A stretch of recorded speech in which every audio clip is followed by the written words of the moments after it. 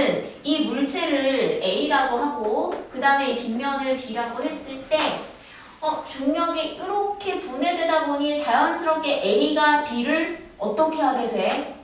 면과 수직으로 A가 B를 누르게 되죠. 밀게 되죠. 자, 그래서 A가 B를 미는 힘, 그건 B가 받았으니까 내가 작용점 B한테 줄게. 이렇게 미는 힘 발생하고, 그럼 언제나 작용, 반작용. A가 B를 눌렀으니 B도 A를 받쳐주는 힘이 있죠. 자, 이게 바로 면이 물체를 받쳐주는 수직항력. 얘가 normal force여서 우리가 라지 n을 사용하지. 자, 그래서 보세요. 주인공은 지금 A야. A를 보면 A가 받는 A 밖에서 작용하는 외부 힘은 사실 두 개인 거야.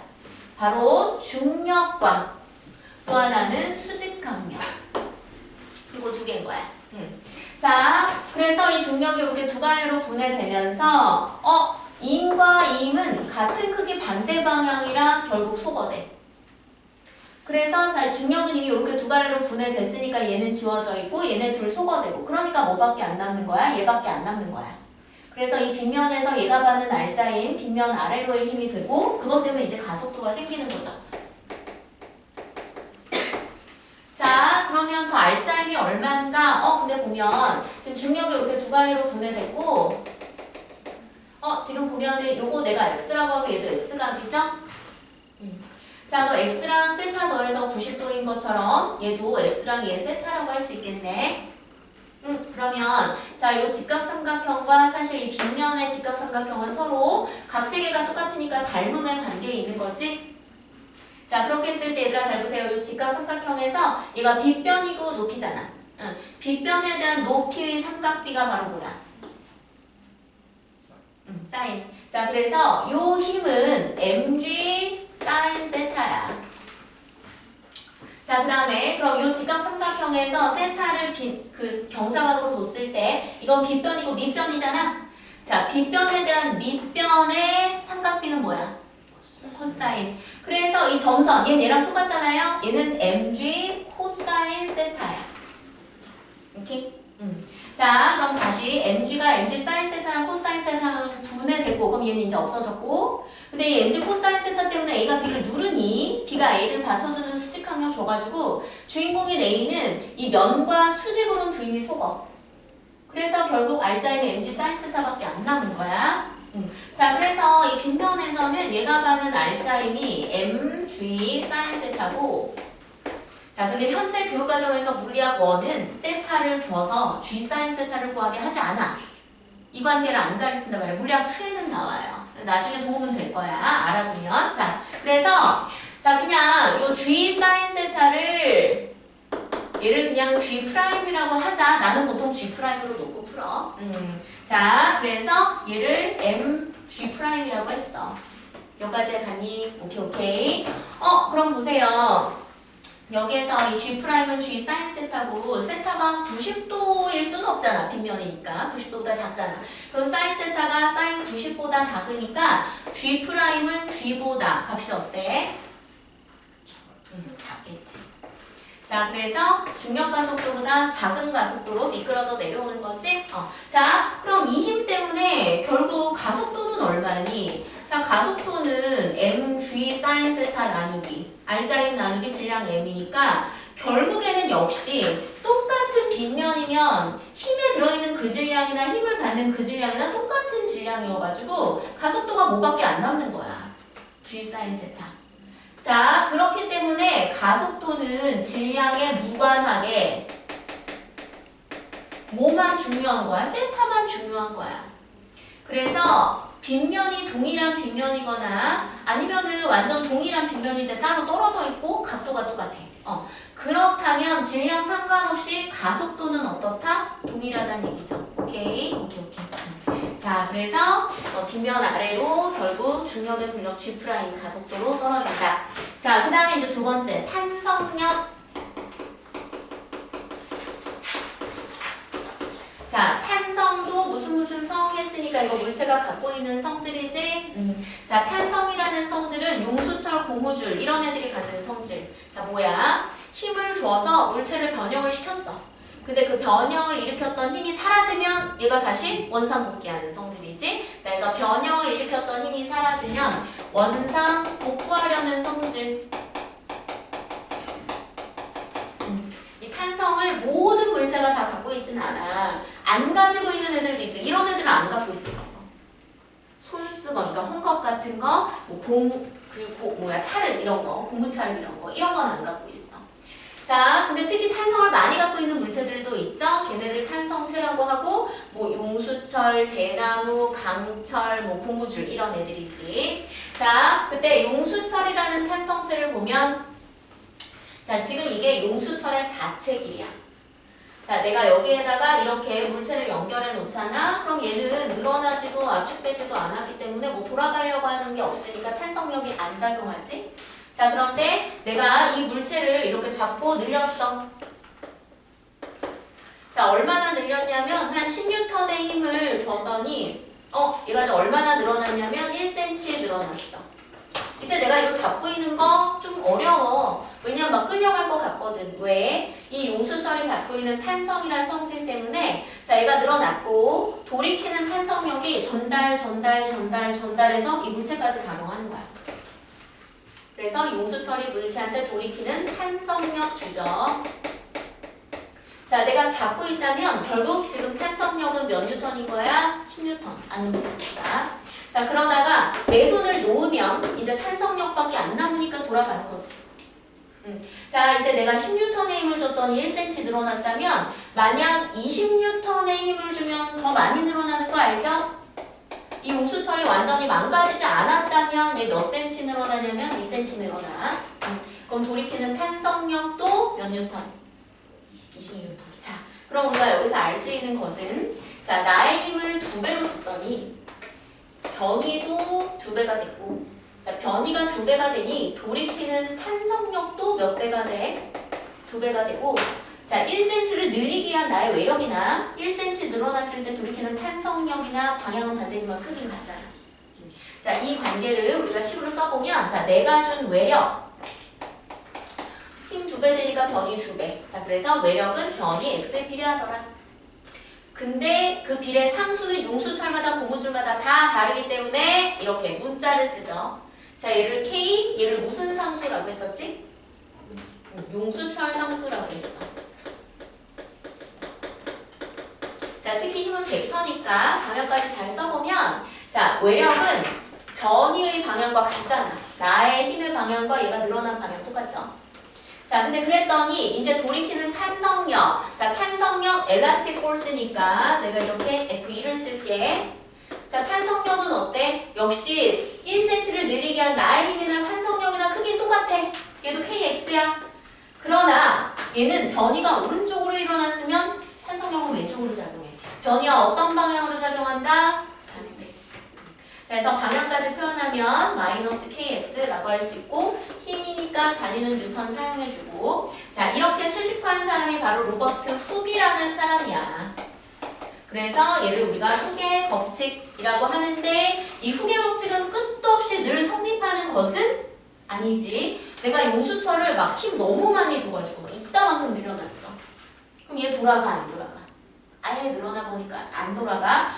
얘는 변형된 길이에 비례해서 탄성력이 못 작용한다는 거야. X랑 F가 비례하지 않다는 얘기지. 자, 그래서 아무리 좋은 탄성체도 끝도 없이 탄성을 갖고 있진 않아. 탄성 한계 내에서만 작용해. 오케이? 탄성 한계 내에서만. 자, 여기에서 우리가 용수철 상수 K에 대해서 본다면 자, K는 X분의 F니까 단위가 힘 단위 뉴턴에서 길이 단위 미터를 나누는 뉴턴 퍼 미터 단위를 사용하죠. 자, 그래서 만약 A라는 용수철은 1뉴턴 퍼 미터의 용수철 상수를 갖고 있고 B라는 용수철은 10뉴턴 퍼 미터의 용수철 상수를 갖고 있다라고 하면 A는 1m 늘리기 위해서 1뉴턴의 힘이 필요하네. B는 1m 늘리기 위해서 몇 뉴턴의 힘이 필요하네? 10뉴턴. B가 뻑뻑하다. 10배 뻑뻑하다. 이런 의미지. 그래서 용수철 상수가 클수록 변형이 어려운 용수철. 뻑뻑한 용수철임을 의미하는 거야. 오케이? 여기까지 가요. 자, 그 다음에 이제 수직항력. 자, 수직항력은 면이 물체를 뭐하는 힘? 받치는 힘. 그 수직항력은 왜 발생하는 거냐면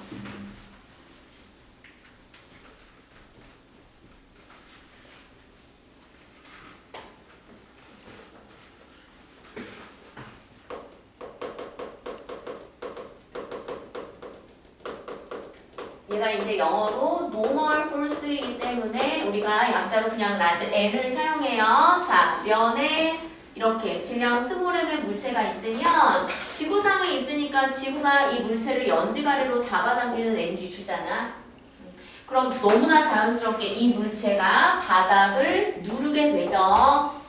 그러면 쌍방작용. 자, 물체가 바닥을 눌렀으니 바닥이 물체를 밀어주는 수직항력. 그러니까 물체가 면을 누르는 힘에 대한 반작용으로 발생하게 되고 본인이 mg만큼 힘을 받아서 mg만큼 누르니 바닥이 받쳐주는 수직항력도 mg라 그냥 지금처럼 면에 물체가 그냥 가만히만 놓여있으면 지금의 수직항력은 중력과 같지만 늘 중력과 동일하진 않지?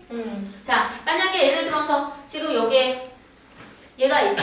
그냥 가만히만 뒀으면 이 면이 얘한테 작용하는 수직항력 얘 무게만큼이겠지만 내가 위에서 더 눌러주면 얘도 내가 주는 힘만큼 더 또 힘을 추가해서 받쳐주겠지. 맞아요? 그래서 수직항력이 항상 중력과 동일하진 않다. 자, 빗면은 지금 물리학원에는 안 나오지만 아까 하다가 나왔어. 자, 수직항력이 mg 코사인 세타와 같죠? 역시 빗면에 그냥 가만히만 놓여있으면 이때의 수직항력은 mg 코사인 세타와 같아. 오케이? 자, 그러면 우리 지금 뭘 할 거냐면 34쪽에 1번만, 시간상 1번만 한번 풀어볼게요. 2번은 숙제 할게.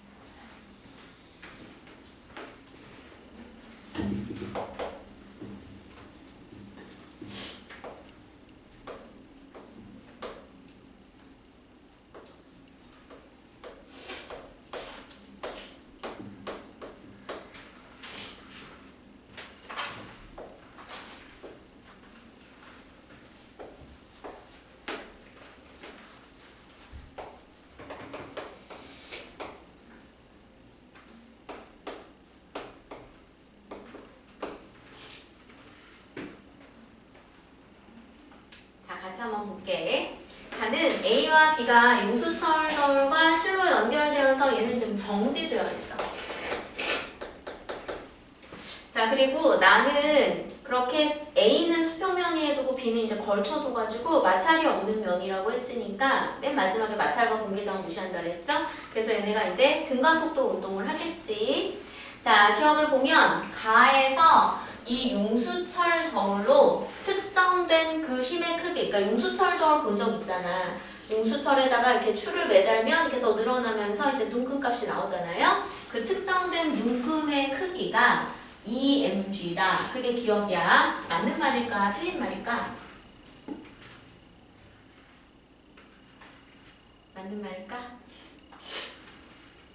자, 그럼 여기서 질문 하나 해볼게. 세 경우를 비교해보면은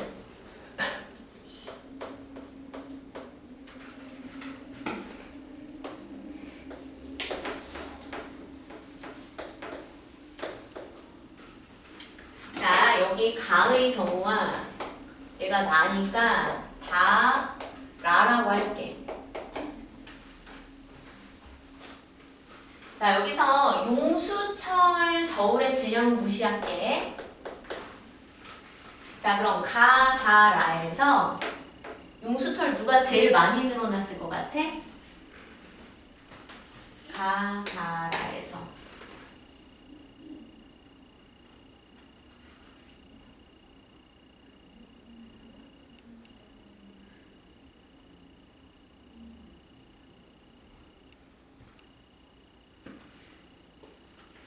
누가 제일 많이 늘어났을 것 같아? 다? 가? 왠지 느낌상 같을 것 같지 않아? 자, 같아요. 근데 사실 현실적으로 하면 얘가 제일 많이 늘어날 거야. 왜냐하면 용수철 저울도 질량이 존재하니까.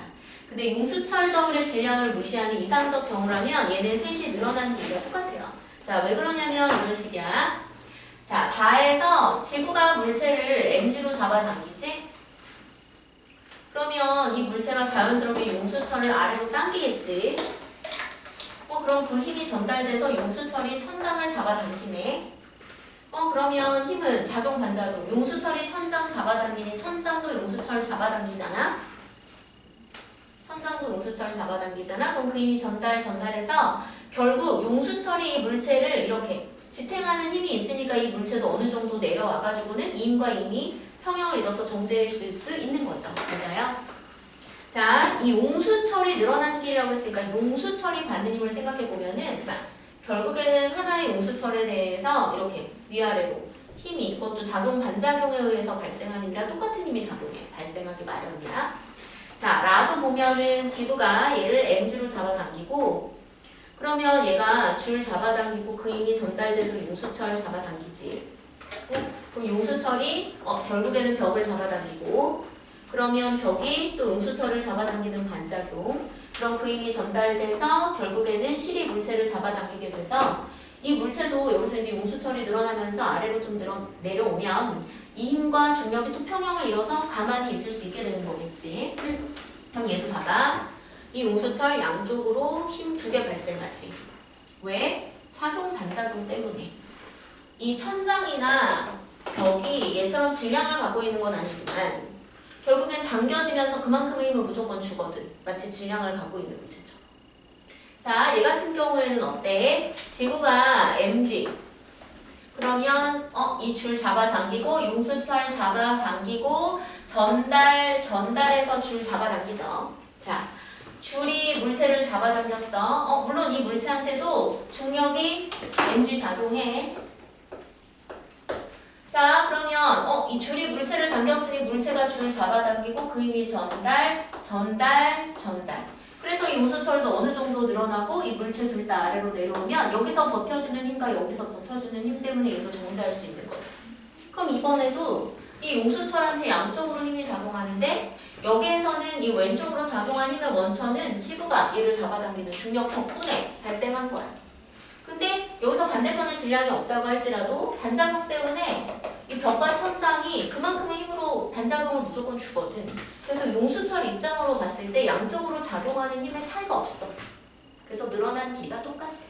용수철 저울에 측정하는 눈금은 늘어난 만큼 값을 보여줄 거 아니야? 그러면 얘네 셋 다 눈금 값이 동일할 거란 얘기야. 자, 그러면 이 경우에 용수철 저울에서 측정되는 눈금 값 얼마야? 사실 우리 용수철 저울의 역할을 생각해 보면은 이 추의 무게 알려고 용수철에다 매달아 보잖아. 그래서 늘어난 길이를 가지고 추의 무게 알게 해주잖아요. 추의 무게라는 게 바로 뭐야? 이 mg잖아. 그러니까 결국 이때 측정되는 눈금 값은 mg야, mg. 근데 그 mg는 뭐냐면 결국에는 이 물체가